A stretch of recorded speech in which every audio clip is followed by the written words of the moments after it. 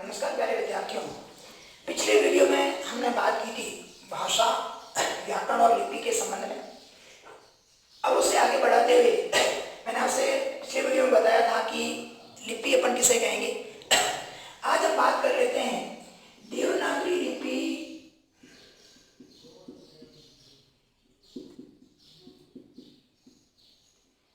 का मानक रूप। देवनागरी लिपि का मानक रूप कौन सा है, ध्यान रखना। किन किन शब्दों को देवनागरी लिपि में मान्यताएं दी गई है, ध्यान रखना। तो सबसे पहले हम बात करते हैं किसी स्वर की।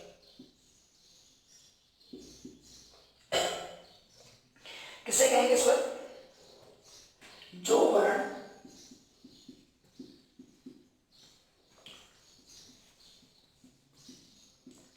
अपने आप में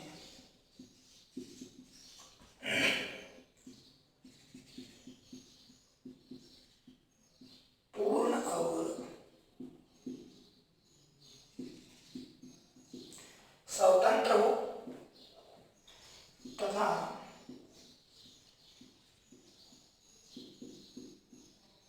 उच्चारण के समय वायु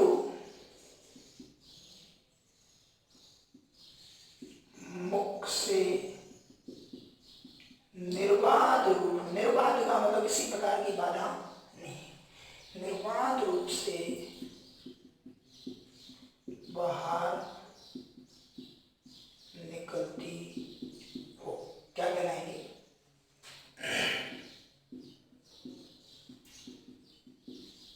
स्वर कहलाते हैं।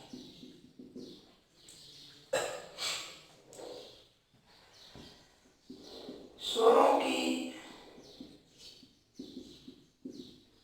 संख्या जो है वो कितनी है? 11 है, ध्यान रखना। स्वर कितने हैं? 11 है। कौन कौन से हैं उसके बारे में विस्तार से देखेंगे अपन। सबसे पहले हम बात करते हैं इसके संबंध में, मूल स्वर के संबंध में।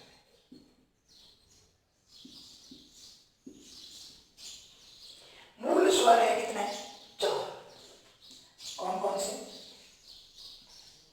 अ, ई, उ, री। कितने हुए? 4। फिर हम बात करेंगे दीर्घ स्वर। दीर्घ स्वरों की संख्या कितनी है? 3। आ, ई और उ। फिर इन दोनों को मिला करके क्या बन गया? संयुक्त स्वर। कितने हैं? अ और ई को मिलाएंगे तो क्या बना? ए। अ और ए को मिलाए तो क्या बना? आई। अ और उ को मिलाए तो क्या बना? ओ। अ और ओ को मिलाए तो क्या बन गया? औ। कितने हो गए? 4। इस प्रकार 4 और 4 8 और 3 11, टोटल कितने हो गए? स्वरों की संख्या 11 हो गई। इसके अलावा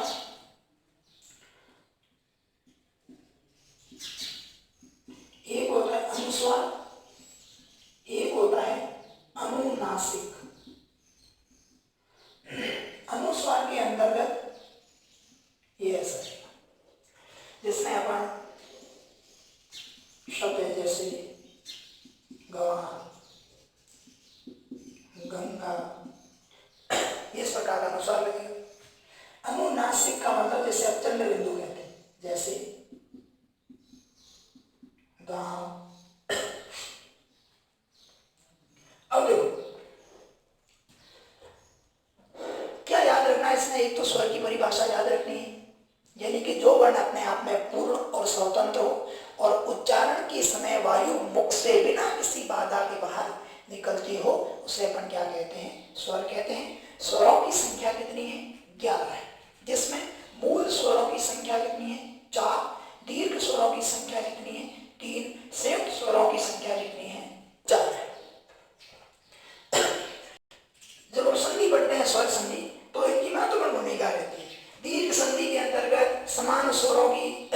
का मेल होता है। और अगर गुण और यदि संधि की अपन बात करते हैं आगे वृद्धि में, तो ए आई ओ भाई और ए आई ओ होता है ना। और गुण संधि के अंतर्गत इन दोनों का मेल हो जाएगा इस प्रकार से। यड़ संधि की अगर बात करें तो यड़ अलावा जो है उसमें अ ई उ री होता है। और अगर मान लीजिए ये चौय वाया वा यानी कि यदि संधि की हम बात करें तो ए आई ओ और औ आए अब और आ होता है। तो ये तो बात हमने किसकी करी, स्वर की बात करी। अब हम बात करेंगे किसकी, व्यंजन। किसे कहेंगे व्यंजन? सामान्य ऐसे ही लिख लो कि जो वर्ण स्वरों की सहायता से बोले जाते हैं।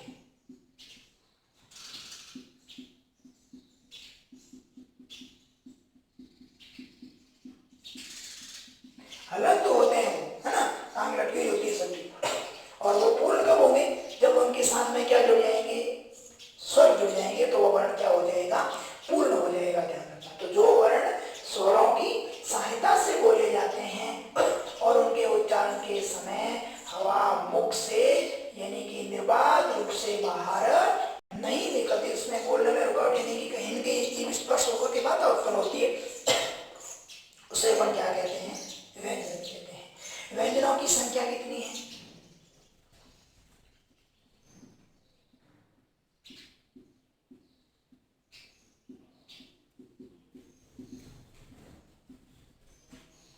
व्यंजनों की संख्या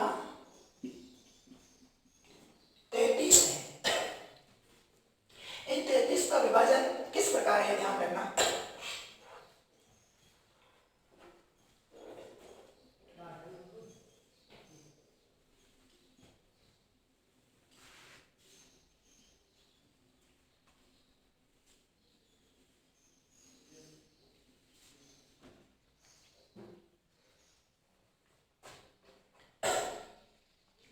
सबसे पहले हम बात करेंगे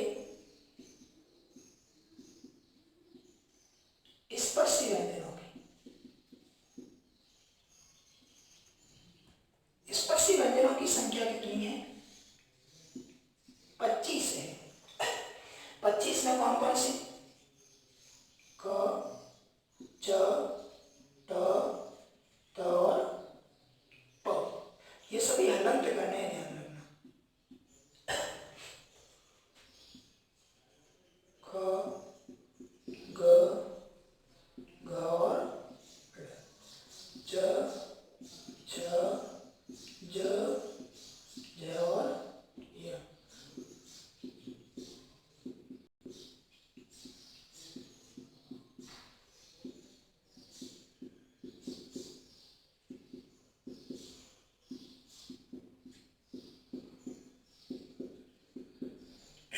ये तो हो गए कितने, 25, 5 इंटू 5। उसके बाद ये तो काश व्यंजन है स्पर्श। उसके बाद हम बात करते हैं किसकी, अंतस्थ व्यंजन, जिनकी संख्या कितनी है, 4 है। कौन कौन से? य, र, ल और व। उसके बाद उष्ण व्यंजन, उष्ण भी कितने हैं, 4। श, श, स और ह। इस प्रकार 25 और 8 कितने हो गए, टोटल 33 हो गए। ये ध्यान रखना। अब 33 के बाद देखो 4 व्यंजन जो है वो कैसे हैं, संयुक्त व्यंजन है, ध्यान रखना। संयुक्त व्यंजनों की संख्या कितनी है, 4 है, ध्यान रखना। कौन कौन से हैं 4 संयुक्त व्यंजन? नंबर 1 डायरेक्ट लिखते हैं, श, त्र, ज और श।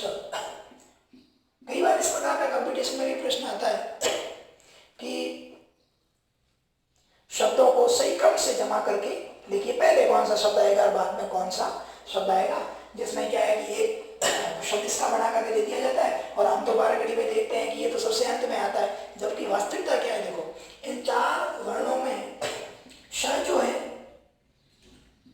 क प्लस श से मिलके बना है, त है त प्लस र से मिलके बना है, ये ज प्लस यहाँ से मिलके बना है, ये श प्लस र से मिलके बना है। तो इस प्रकार इनको हम इस 12 कड़ी में उसी स्थान पर रखेंगे जहां इनका विभाजन हो रहा है। क्ष को कहां रखेंगे, क के बाद रखेंगे, इसको ध्यान रखना। ट है तो इसको किसके बाद, त के बाद रखेंगे। ज है तो इसको किसके बाद रखेंगे, इस ज के बाद रखेंगे, ध्यान रखना। श है तो इसको किसके बाद रखेंगे, इस श के बाद रखेंगे। तो इस प्रकार हमने देखा कि स्पर्शी व्यंजनों की संख्या कुल कितनी है, 25 है। क च ट त प, 5 × 5 कितने हो गए, 25। अंतस्थ व्यंजनों की संख्या कितनी है, 4 है। य र ल और व। ऊष्म व्यंजनों की संख्या कितनी है, 4 है। श श स और ह। इस प्रकार टोटल व्यंजनों की संख्या कितनी हो गई, 33 हो गई। इसके अलावा 4 क्या है, संयुक्त व्यंजन है। अगर सीधा प्रश्न आपसे ये पूछे कि हिंदी में वर्णों की संख्या कितनी है, मानना हिंदी में नहीं, प्रश्न क्या पूछे, हिंदी में वर्णों की संख्या कितनी है, तो आप क्या दोगे, कितनी कहोगे, 44। हिंदी में वर्णों की संख्या 44 से सीधा आपने इतना ही याद रखना है। 25 यानी कि 33 तो आपके क्या है, व्यंजन है, और 11 क्या है, स्वर है। इस प्रकार टोटल कितनी संख्या हो गई, 44 हो गई। इसके अलावा और जो एक शब्द है गृहीत स्वर है, ध्यान रखना। गृहीत स्वर क्या है, ये और जो शब्द है वो क्या है, गृहीत स्वर है, ध्यान रखना। और इसके अलावा 5 जो ऐसे वर्ण है जो गृहीत व्यंजन के अंतर्गत आते हैं। गृहीत का मतलब अन्य भाषाओं से उन्हें क्या किया गया है, लिया गया है। अब वो हिंदी के मूल शब्द बन गए हैं, ध्यान रखना। उनका प्रयोग हम कई जगह करते हैं, इसलिए उन्हें इनमें शामिल कर लिया गया। हिंदी के शब्द बन गए लेकिन थे अन्य भाषाओं के। तो गृहीत व्यंजन कौन कौन से, देखो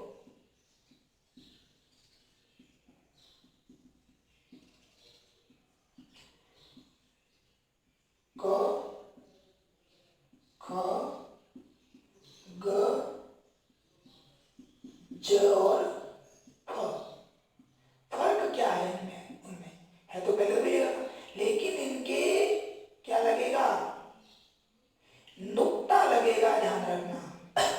ये शब्द नुक्ता से युक्त हो गए हैं, जो उर्दू में लगता है ना, तो इन शब्दों के, इन वर्णों के नीचे क्या लगेगा, नुक्ता लगेगा, ध्यान रखना। इस बिंदी को, ऊपर वाली बिंदी नहीं, इन वर्णों के नीचे जो यहाँ बिंदी लग रही है, इसे किस नाम से जाना जाता है हिंदी में, इसे नुक्ता कहते हैं, जो हिंदी में प्रयुक्त नहीं होता बल्कि उर्दू में होता है।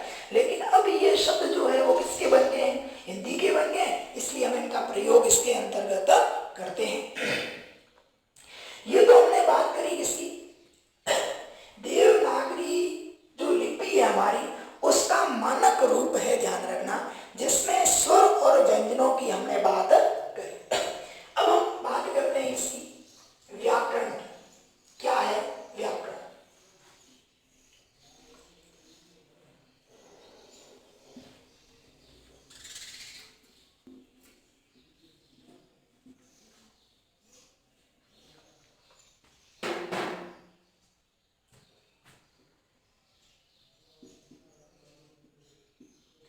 सभी भाषाओं का अपना अपना व्याकरण होता है। जिसने भी भाषा का रूप ले लिया बोली ने, उसकी अपनी क्या बन गई, स्पेशल व्याकरण बन गई, यानी कि उसकी अपनी नियमावली बन गई है अलग से। परिभाषा के अंतर्गत हम क्या लिखते हैं, भाषा को, कोई भी भाषा हो, यहाँ हिंदी लिखते हिंदी भाषा को बात कर ले, भाषा को शुद्ध रूप से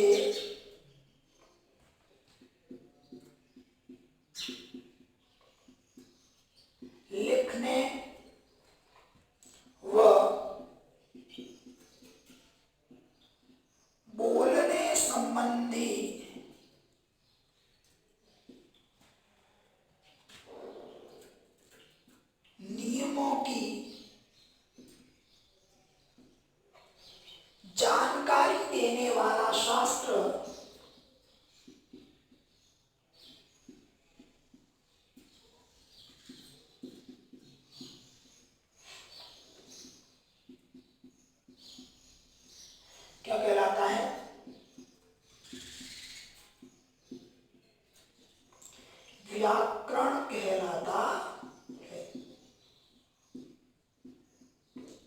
क्या कहा अपन ने? भाषा को शुद्ध रूप से बोलने, लिखने व बोलने संबंधी नियमों की जानकारी देने वाला शास्त्र क्या कहलाता है? व्याकरण कहलाता है। सभी भाषाओं की अपनी अपनी अलग अलग क्या होती है? व्याकरण होती है। व्याकरण में केवल और केवल आपको इसकी क्या याद रखनी है? परिभाषा ही याद रखनी है, ध्यान रखना। ये आपका टॉपिक था भाषा, लिपि और व्याकरण, जिसमें अपन ने क्या पढ़ा था? सबसे पहले मैंने आपको भाषा के बारे में बताया, और भाषा से पहले हमने बात करी थी इसके संबंध में, बोली के संबंध में, बोली और भाषा में अंतर। उसके बाद हमने क्या पढ़ा था? यानी कि देवनागरी हिंदी के मानक रूप से पहले अपने पढ़ा था हिंदी भाषा की बोलियों के संबंध में, कौन कौन सी थी। उसके बाद हमने मानक रूप पढ़ा किसका? देवनागरी लिपि का। और उसके बाद हमने पढ़ा है क्या? व्याकरण और उसकी परिभाषा। अब तक बोर्ड एग्जाम में कौन कौन से प्रश्न आ चुके हैं उसके संबंध में अपन चर्चा कर लेते हैं थोड़ी सी, कि 2018, 19 और 20 में कौन कौन से प्रश्न अब तक आए हुए हैं, ध्यान रखना। अब इसके अंतर्गत 1+1 2 नंबर का प्रश्न आएगा। सबसे पहले 2018 के अंतर्गत बोर्ड एग्जाम के अंतर्गत प्रश्न आया था आपका,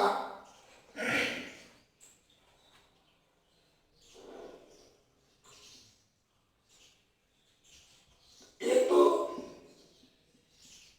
मानक हिंदी का, देवनागरी लिपि जो मानक हिंदी है, खड़ी बोली का शब्द भंडार, कौन कौन से शब्द इसके अंतर्गत आते हैं, शब्द भंडार कौन सा है। और एक प्रश्न आया था व्याकरण शास्त्र की परिभाषा, ये 2018 में। 2019 के अंदर प्रश्न आया था आपका, एक तो लिपि के संबंध में, देवनागरी लिपि के संबंध में प्रश्न है, और एक प्रश्न आपका आया था भाषा के प्रकार, लिखित और मौखिक का। 2020 में जो प्रश्न आया अभी, उसके अंतर्गत एक तो आया था मानव समाज में भाषा का महत्व क्या है, और एक आया था देवनागरी लिपि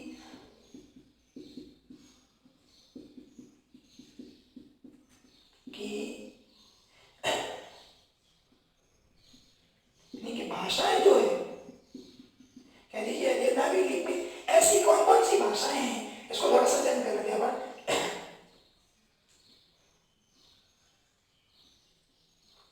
देवनागरी लिपि में